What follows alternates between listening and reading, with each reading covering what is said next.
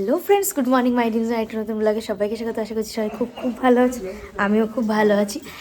আজকে হচ্ছে 31st। তো 31st বলে যে সেটাকে সেলিব্রেট করতে যাচ্ছি তা না, জাস্ট কলকাতায় যাচ্ছি একটুখানি শপিংয়ের জন্য। যেহেতু সামনে একটা প্ল্যান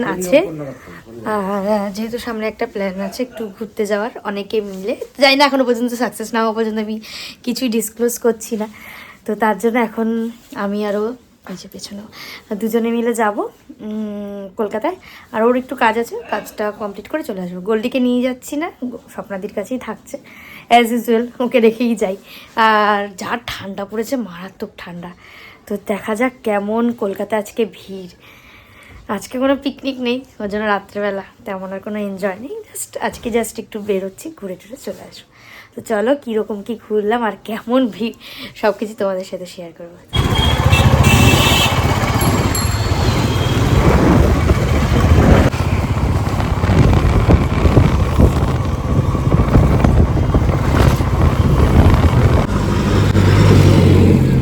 কলকাতায় এসে আমার ফোনটা চুরমাচুর হয়ে গেছে। বাবানের বউবাজার ওদিকটা একটু কাজ ছিল, তো আমার হাত থেকে না আমার ফোনটা স্লিপ কেটে পড়ে গেছে, নিচে পড়ে ওর ওপর থেকে একটা 4 চাকা গাড়ি গেছে। ভাগ্যিস চাকার তলা আমার ফোনটা পড়েনি, না হলে মানে প্রোটেক্টারটা যেত না, সোজা আমার গ্লাসটাই যেত, হাজার টাকা আবার যেত আমার। ওই পুরো ফোনটা মাঝখানে ওর উপর থেকে মানে গাড়িটা চলে গেছে, একটুর জন্য আমার ফোনটা বেঁচে গেছে। তো আগে এসে এখানে চা নিয়ে নিয়েছি। আমরা চলেছিলাম আজকে নিউ মার্কেটের মার্কেট ভেতরগুলো একটু ঘুরে দেখছিলাম। তারপর ও যা কেনাকাটা আছে, হাত যেভাবে ফোনটা পড়েছে ওপর দিয়ে 4 চাকাটা গেলে মেন গ্লাসটা আজকে উড়ে যেত।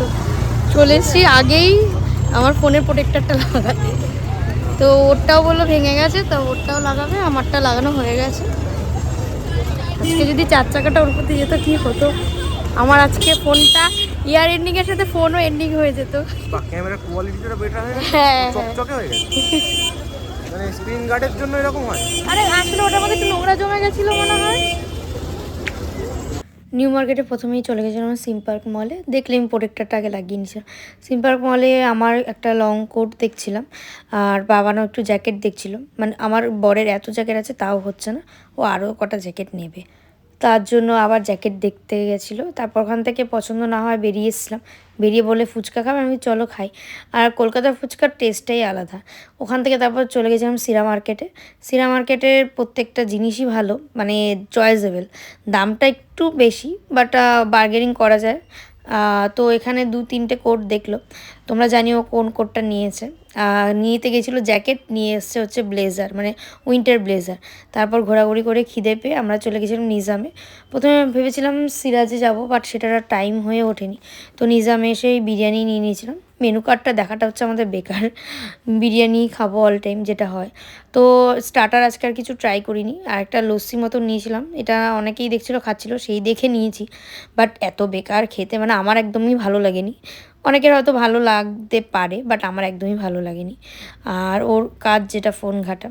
তো যাই হোক, এখন বিরিয়ানিটা খাও, বাট বিরিয়ানিটা ভালো ছিল। আর শেষে আমরা নিয়েছিলাম ফিরনির টেস্টটা অন্যান্য জায়গার তুলনায় অনেক অনেক বেটার ছিল। তো আমি তো এখানে এসে শুধুমাত্র পুতুল আর পুতুল দেখছিলাম, আর এখন দেখো লাইট মোটামুটি জ্বালিয়ে দিয়েছে, কী যে ভালো লাগছিল।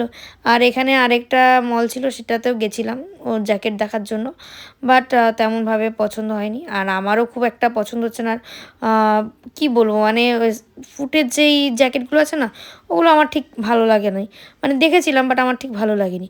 আর এখান থেকে ও আরেকটা জ্যাকেট নিয়ে নিয়েছে, লাস্টে সিম পার্ক মল থেকে এসে আমাদের আরেকটা জ্যাকেট নিতে হলো। তো এখন দুজনে মিলে চললাম বাড়ির দিকে। আর কি কি কিনেছি সেটা তোমাদের আমি নেক্সট ব্লগে শেয়ার করব। এখন বাড়ি যাব, 5টা বাজে, পার্কিংয়ে দাঁড়িয়ে আছি। তো বাড়ি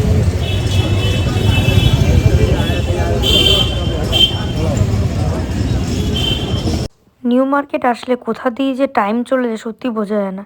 কিছুই কিনলাম না আজকে, বাট তাও যে কোথা দিয়ে রাত হয়ে গেল কে জানে। হ্যাঁ, সন্ধ্যাটা একটু তাড়াতাড়ি হচ্ছে, যেহেতু এখন দিনটা একটু ছোট, তাও আগে থেকে অনেকটাই বড় হয়ে গেছে দিন। বাট তাও কোথা দিয়ে যে 5টার থেকে 6টা বেজে যাবে তুমি ধরতেই পারবে না, ঘুরতে ঘুরতেই টাইম চলে যাবে।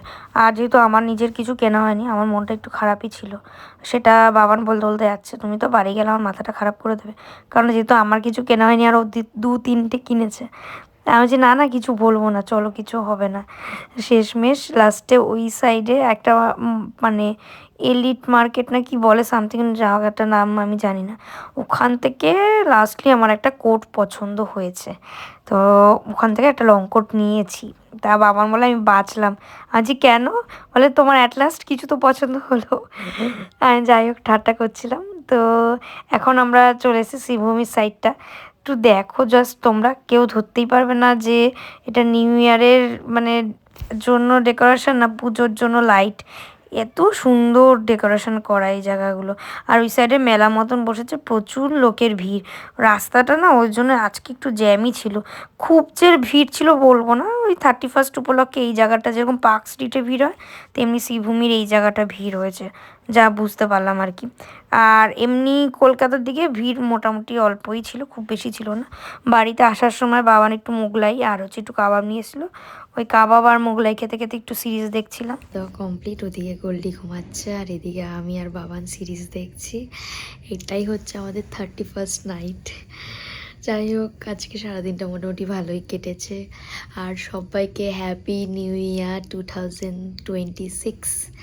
আমি যখন পোস্ট করব তখন অলরেডি নিউ ইয়ার হয়ে যাবে, ওই জন্য ব্লগে অলরেডি বলেই দিলাম। আশা করি সবার নতুন বছর খুব খুব খুব ভালো কাটবে। আর সবাই আশীর্বাদ করো যেন আমার গোল্ডিও খুব ভালো থাকে আর আমরাও যেন খুব ভালো থাকি। তো চলো আজকের ব্লগটা এখানেই এন্ড করছি।